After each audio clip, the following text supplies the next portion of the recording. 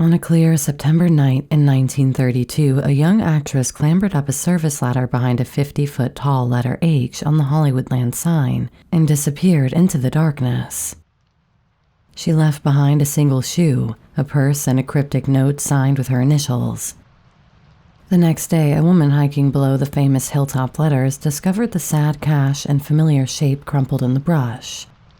The note's apology was brief and haunting.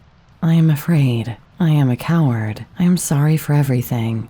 If I had done this a long time ago, it would have saved a lot of pain." It would take 2 days for the police to identify 24-year-old Peg Entwistle as the Hollywood sign girl. 2 days before the world learned how a one-time Broadway hopeful became Tinseltown's most tragic legend.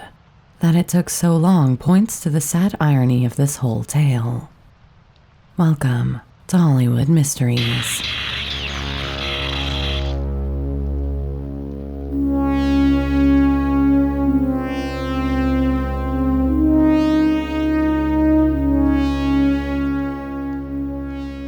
Peg's story began an ocean away from California glamour. She was born Millicent Lillian Entwistle on February 5, 1908, in Port Talbot, Wales, to English parents who were both stage actors. Her family moved to London when she was a toddler, but by 1912 her parents' marriage had collapsed and her father, Robert Symes Entwistle, took young Millicent across the Atlantic to start anew in America. They settled in New York City where Robert worked as a theater manager, immersing his daughter in the backstage world of plays and players. In those years, the little girl became enchanted by the magic of the stage. After seeing a popular play about a plucky Irish heroine, Peg O' My Heart, she insisted on taking Peg as her own nickname. It was a choice that made sense for a child who dreamed of a life under the marquee lights, but the promise of Peg's new life in America was soon shadowed by loss. In 1921, her stepmother, Robert's second wife, died suddenly, and not even a year later her beloved father was killed in a hit-and-run accident on Park Avenue. At just 14, Peg found herself orphaned, with 2 younger half-brothers to look after. The 3 children were taken in by their uncle Harold Entwistle, a Broadway manager who did his best to provide a stable home amid all the heartache. Despite, or perhaps because of, these early tragedies, Peg threw herself into her passion for the theater. As a teenager in Uncle Harold's care, she was surrounded by New York's theatrical circles. Harold happened to be the manager for famed actor Walter Hampton, a connection that would soon prove very useful. Peg was studious and determined. By age 17, she had enrolled as a student in Henry Jewett's Boston Repertory Company, and she began honing her craft in intensive training in repertory plays. In 1925, she earned a small walk-on role in Hampton's Broadway production of Hamlet, carrying the king's train in a scene starring the great Ethel Barrymore. It was a tiny part, but Peg seized it eagerly as her entree to the Broadway stage. That same year, she landed a far more substantial role that would prove to be her breakout. Cast as a tragic teenage heroine, Hedvig, in Henrik Ibsen's The Wild Duck, Peg delivered a performance that left audiences buzzing. One night in the theater, a young girl in the crowd, herself an aspiring actress, watched Peg on stage with rapt attention. After the curtain fell, the starstruck teenager turned to her mother and declared, "I want to be exactly like Peg Entwistle." The admiring young theatergoer was none other than Bette Davis, years before her enormous fame. And indeed, Davis would later credit Peg's soulful performance in The Wild Duck as a key inspiration for her own career. For Peg, barely out of high school and already praised by audiences and even by an ingenue who would become a Hollywood legend, it was a first taste of success. As I'm sure many of you will have noticed by now, I'm a particular fan of the silent era. One of the reasons, among many, is due to how glamorous and stylish those times were. So with that in mind, we've put together a range of exclusive Hollywood mystery shirts that feature many silent era stars, including Pola Negri, Gloria Swanson, Louise Brooks, William Powell, Rudolph Valentino, and many others. You can check them out at the Hollywood Mystery Store linked on screen now and in the description. These designs are not available anywhere else, so you'll be getting something totally unique. The shirts themselves are made from the highest quality super soft cotton and come in sizes up to 5XL and start at $25.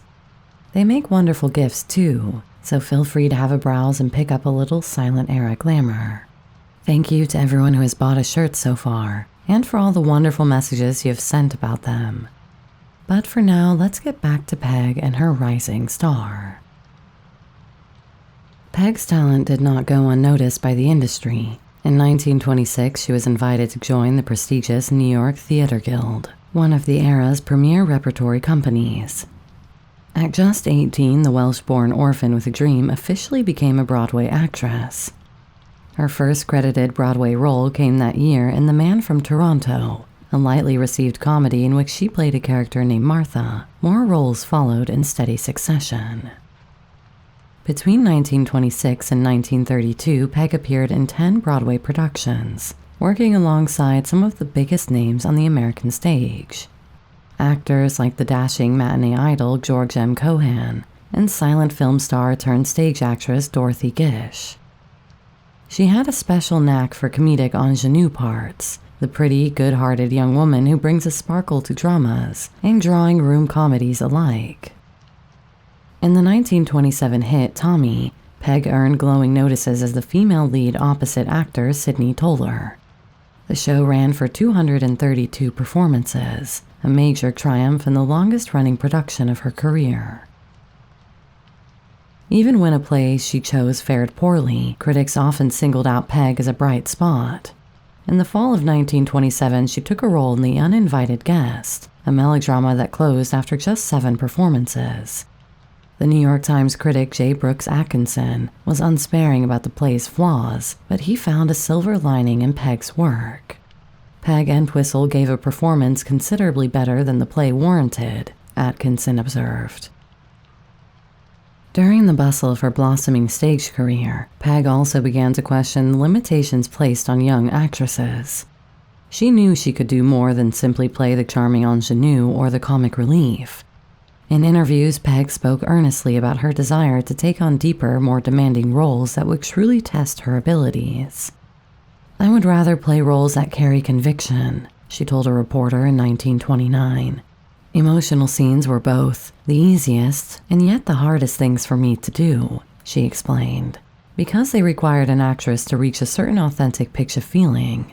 If I reach this in my first word, the rest of the words and lines take care of themselves.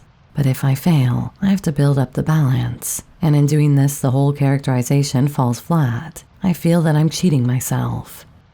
This unusually introspective self-critique reveals an evidently intelligent young woman who is serious about her craft, almost to a fault.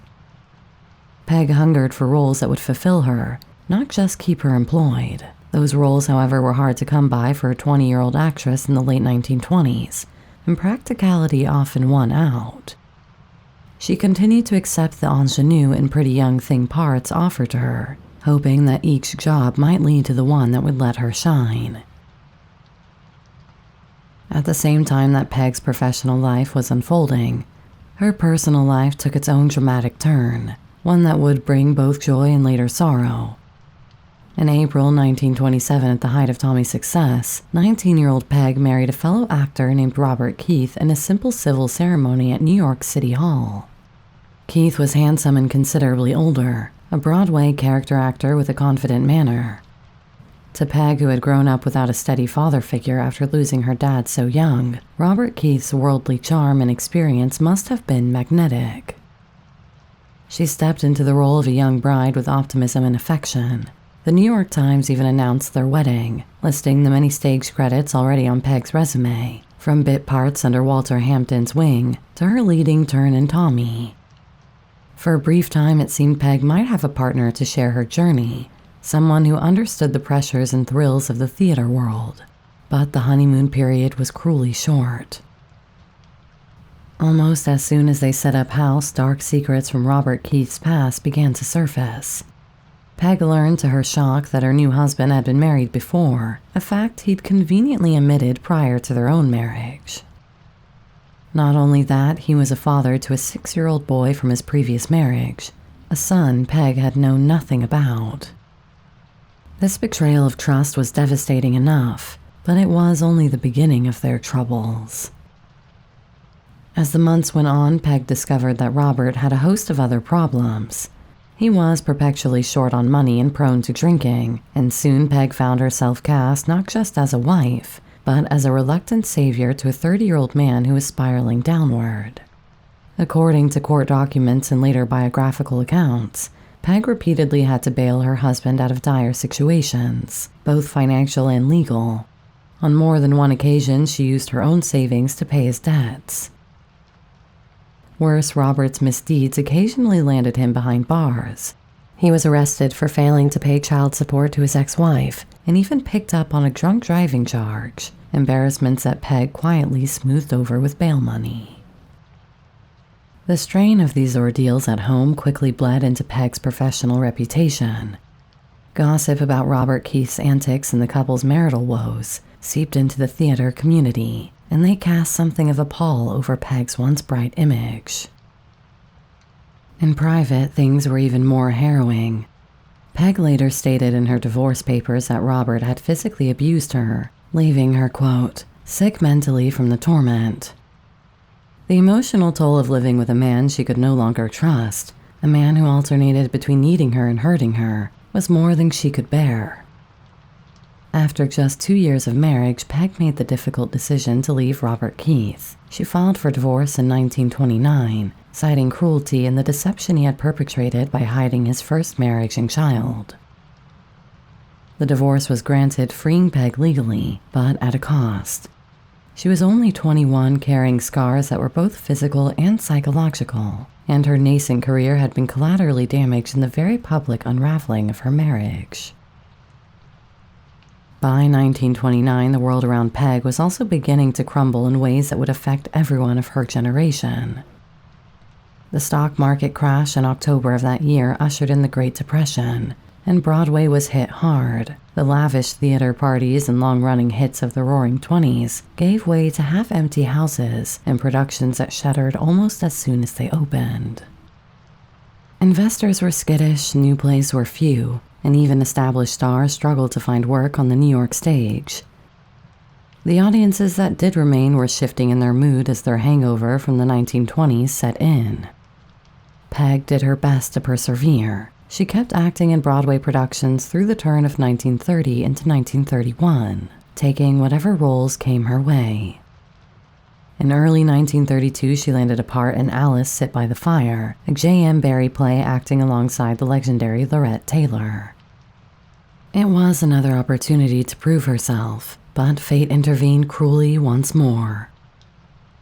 Taylor, whose talent was matched by her erratic habits, missed several performances due to alcoholism, throwing the production into chaos. The show was abruptly canceled. Peg and the rest of the cast were sent home with only a token week's pay, far less than they'd been promised. It was yet another professional disappointment, and it seemed to underscore a growing realization for Peg. Broadway could no longer be counted on to sustain her. She was talented, yes, but so were countless others, and economic disaster was closing doors everywhere. In 1931, with the Depression grinding on and her prospects in New York dimming, Peg Entwistle made the fateful decision to head west to Hollywood. She wasn't alone in making this choice. The new talking pictures, talkies, had become all the rage, and many stage actors were migrating to Los Angeles in hopes of finding steady work in the movies. Silent stars were being mercilessly thrown overboard by the studios if it turned out their voices did not meet requirements. So the voice-trained stage stars saw an opportunity to plug the gap in talkie talent. Hollywood in the early 1930s was both glamorous and cutthroat, dominated by 5 major studios that churned out films to a nation hungry for escape. RKO Pictures, Paramount, MGM, Fox, and Warner Brothers, these giants controlled virtually every aspect of a performer's career, from casting to publicity. For a young actress like Peg, the film capital offered opportunity, but also fierce competition. Legions of ambitious starlets arrived every day by train and bus, all of them seeking to be the next big thing. Peg was a petite, blue-eyed blonde with fine features, photogenic and trained for the stage. On paper, she had as good a chance as any. Yet in Hollywood's talent glut, she initially struggled to stand out. At least she had family support. Peg moved in with her Uncle Charles, another of her father's brothers, who had a bungalow on Beechwood Drive in the hills. In a particularly uncanny twist of geography, the house was right beneath the giant Hollywoodland sign, the mammoth billboard advertising a real estate development, which had by then already become a symbol of the movie Mecca itself. Every day Peg could look up from her uncle's yard and see those enormous white letters perched on Mount Lee. They loomed over her neighborhood like a promise and a dark warning all at once. Determined to make a name for herself on the West Coast, Peg did what many New York actors did upon reaching Los Angeles. She went back to the stage, at least temporarily. Live theater was far less dominant in LA than in Manhattan, but there were still playhouses and touring productions that passed through. In May 1932, Peg landed a role in The Mad Hopes, a light comedy starring Billy Burke, known to most as the future Glinda the Good Witch, and a then up-and-coming young actor named Humphrey Bogart. The play ran at the Belasco Theater in downtown LA for a brief engagement. The Mad Hopes turned out to be a minor hit that summer, and local critics praised the ensemble. Florence Lawrence, reviewing for the Los Angeles Examiner, singled out the two newcomers supporting Burke. In the cast, Peg Entwistle and Humphrey Bogart hold first place in supporting the star, and both give fine, serious performances, she wrote approvingly. For Peg, after many months of career turmoil, this must have been a refreshing vindication. She was working regularly again, earning good notices in a major city, and even sharing scenes with actors who would soon become household names. In the glow of that modest success, Peg set her sights on the film industry with renewed hope. Hollywood's door had cracked open a little. Now she wanted to push through. Her chance came sooner than she might have expected. The buzz around the Mad Hopes and Peg's performance helped get her an introduction at RKO Pictures. That summer of 1932, RKO was casting for a slate of new projects. Peg auditioned for the lead role in one high-profile film, a family drama called A Bill of Divorcement, and she made it to the final round. In the end, however, the studio chose an unknown young actress named Katharine Hepburn for the part, another newcomer whose star quality would soon become evident to the world. Peg was undoubtedly disappointed to have lost out on a coveted debut to another rookie. But RKO, perhaps impressed by her theater credentials, offered her a smaller role in a different production, a thriller titled 13 Women. It wasn't the prestigious vehicle she'd hoped for, but it was a Hollywood movie contract nonetheless, her first. Peg Entwistle would finally appear on the silver screen. 13 Women, directed by Georges Archambault and produced by David O. Selznick, was a curiosity even in its time.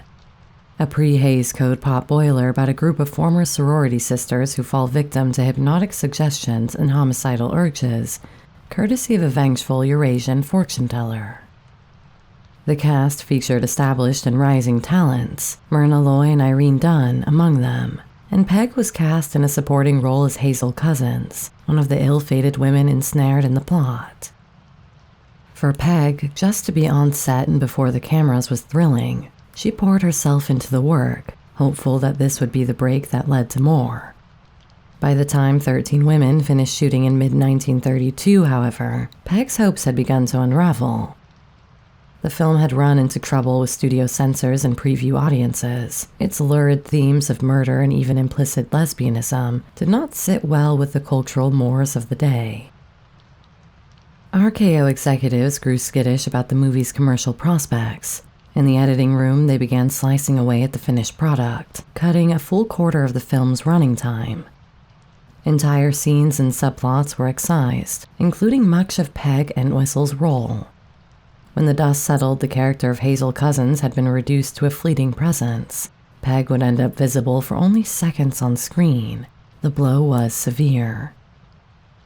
That August, Peg learned that RKO would not be renewing her contract. She was now a Hollywood actress without a studio, a free agent in a town where being on the inside of a studio system was everything. And she knew that when 13 Women finally premiered, whatever impression she had hoped to make on audiences had likely been scissored out. Peg tried to remain resilient, but the string of disappointments was taking a toll on her spirit. She confided to her family in Los Angeles, Uncle Charles and his wife with whom she lived, that she was upset by the lack of recognition she was getting from the film industry.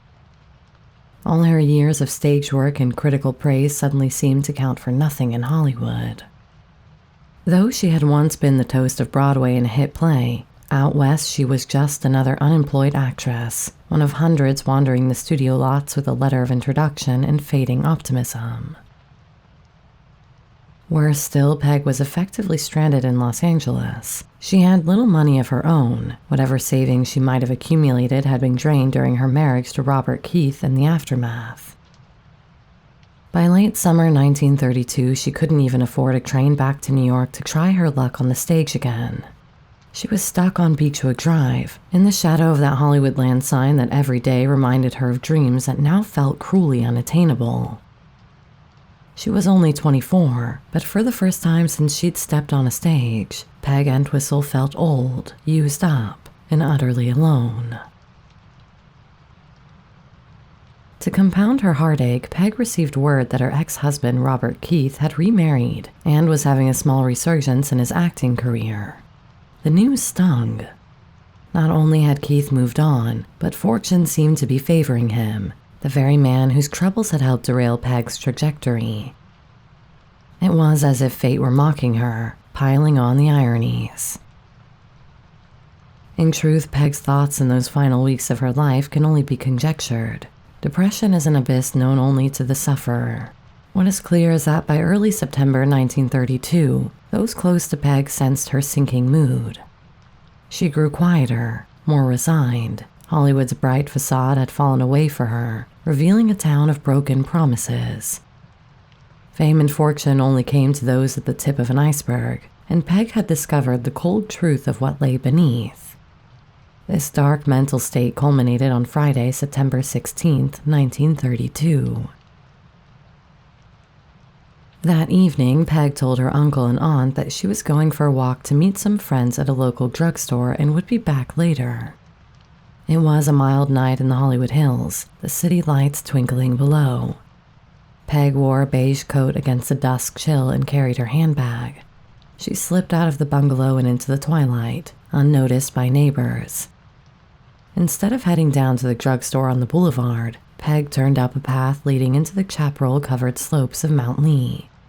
She knew these hills well enough. A network of hiking trails wound up to the ridgeline where the Hollywoodland sign stood. The 45-foot electrically lit letters were still relatively new, less than a decade old. By 1932, some of the bulbs had gone dark, but the sign remained an imposing presence. At the foot of the letter H, Peg found what she was looking for, the maintenance ladder used by workmen to change the light bulbs. In the silence of that night under a sky of indifferent stars, Peg Entwistle climbed. She climbed 50 feet up the back of the towering letter, a petite figure scaling a symbol far bigger than herself. From the top of the H, she would have seen the city of Los Angeles sprawled out in glitter and shadow beneath her, the city that had drawn her in with dreams and then discarded her. No one knows if she hesitated or wept or felt a moment's relief in that high perch above the town. At some point, she removed her coat and her handbag and laid them aside. And then Peg stepped off into the void. In death, Peg Entwistle finally made headlines. When the unidentified body of a young woman was found 2 days later, the story raced from California to New York and beyond.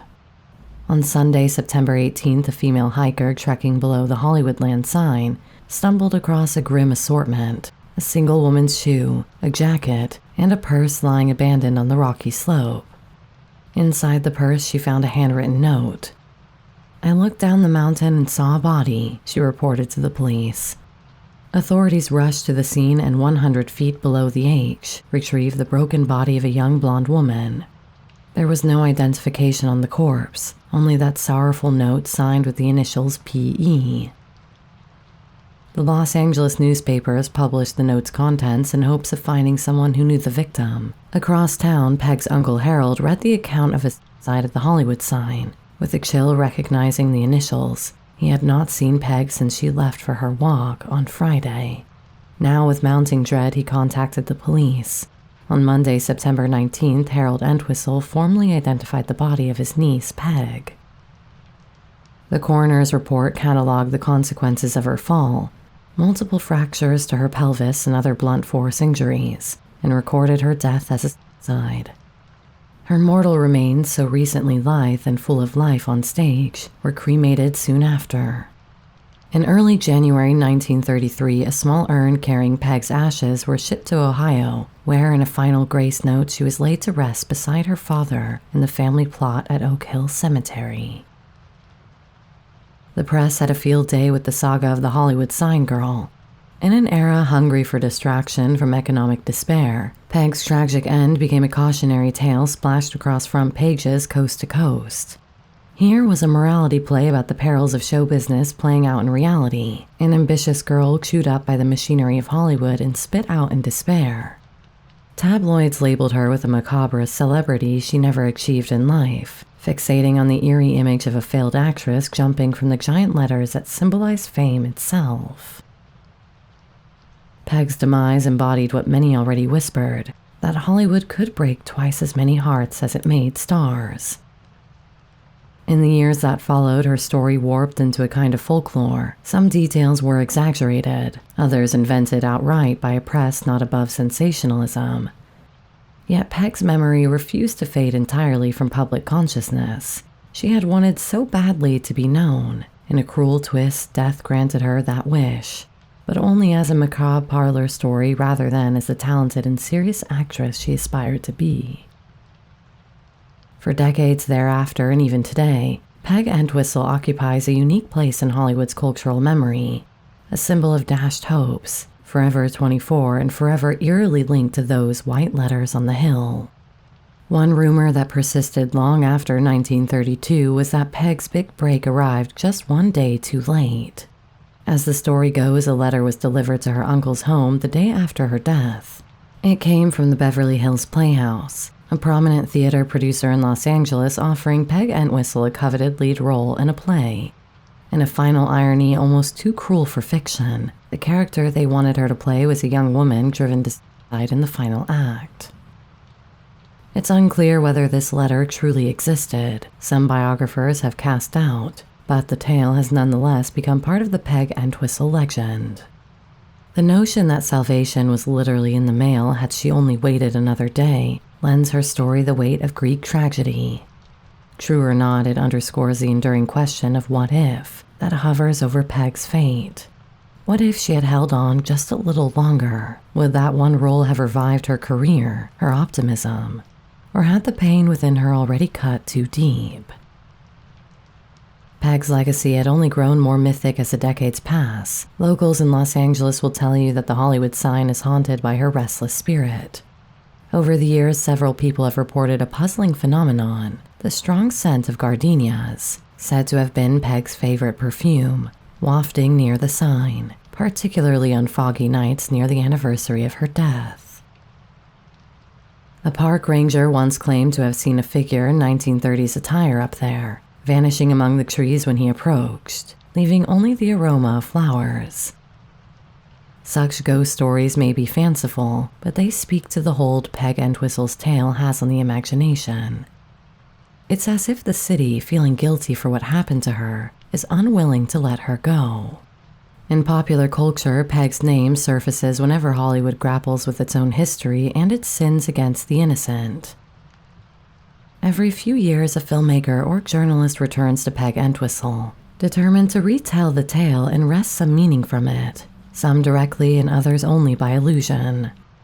It's easy to see, for example, the influence Peg's story has on the mysterious and dark events of David Lynch's 2001 mystery thriller, Mulholland Drive.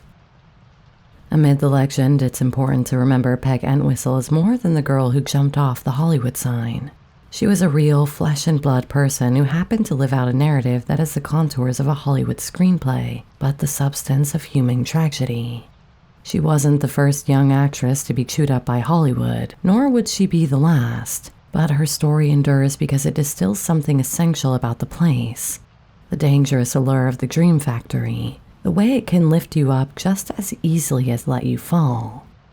If Hollywood is a dream, Peg Entwistle represents the dreamer who flies too close to its sun. Nearly a century after she fell from the H, the tragedy of Peg Entwistle still instructs us to look more gently on the struggling artist, to recognize the person behind the persona, and to remember that in Hollywood, behind the bright lights and big letters, real lives are at stake, each with its own pain and its own story worth telling. That's about all for this week. If you're enjoying Hollywood Mysteries, be sure to check out the Patreon and YouTube members area, where I have weekly exclusive episodes for everyone supporting me on the $3 a month tier. Thank you so much to all of you who have signed up so far. We're building a really great community over there. Otherwise, why not give this video a like and share it with a friend? Thanks for watching. Until next time, sweet dreams.